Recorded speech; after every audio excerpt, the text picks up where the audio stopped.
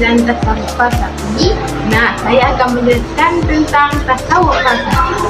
Jadi, tasawuf falsafi adalah sebuah konsep ajaran tasawuf yang mengenal Tuhan atau kearifan dengan pendekatan rasio atau filsafat hingga menuju ke tingkat yang lebih tinggi.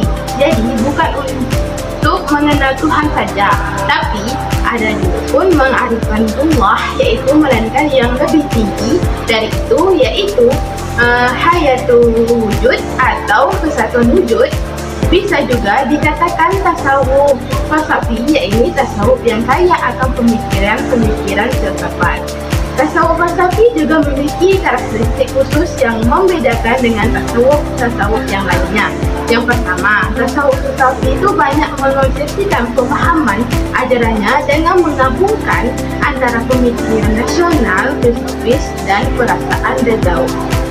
Kedua, seperti halnya tasawuf jenis lain, tasawuf falsafi ini didasarkan dengan latihan-latihan rohani yang dimaksudkan sebagai peningkatan moral dan mencapai kebahagiaan. Yang ketiga, tasawuf falsafi ini memandang meditasi sebagai metode untuk mengetahui berbagai hakikat derita menurut penganutnya dan dicapai dengan tenang. Yang keempat, para penganut tasawuf falsafi ini dari selalu banyak mengeluarkan ungkapan-ungkapan tentang hakikat realitas dengan berbagai simbol teknologi. Jadi, ada juga pemikiran para tokoh tasawuf falsafi adalah yang pertama Ibnu Arabi, yang kedua Al-Jandili, yang ketiga Ibnu Sabi'in. Nah, selanjutnya yaitu ada tasawuf Syi'i. Tasawuf Syi'i juga merupakan tasawuf Syiah, di mana memuliakan seorang imam secara berlebihan, bahkan sampai menuhankan imamnya. Secara terminologi, tasawuf Syi'i ini merupakan orang-orang yang memberikan dukungan secara fanatik kepada Ali bin Abi Thalib. Nah, ada pun kesamaan tentang tasawuf Syi'i dan juga tasawuf Sunni, di mana itu tasawuf Syi'i beranggapan khalifah sebelum Ali bin Abi Thalib itu mereka tidak menganggapnya, bahkan mereka sampai mengkafirkan khalifah-khalifah sebelum Sayyidina bin Abi Thalib. Sementara Sunni beranggap bahwa khalifah sebelum Sayyidina Ali bin Abi Thalib mereka masih menganggapnya sebagai khalifah yang diutus. Lanjut, kesamaan tentang tasawuf Syi'i dengan tasawuf falsafi, di mana mereka memahami tentang teori-teori perilaku dan juga teori-teori yang umum tentang pemahaman pendalaman ilmu. Adapun karakter-karakter dari tasawuf Syi'i ini ada dua. Yang pertama itu ajaran yang mendasar tentang pemahaman dalam analisis kedekatannya kepada Tuhan, antara Tuhan dan manusia.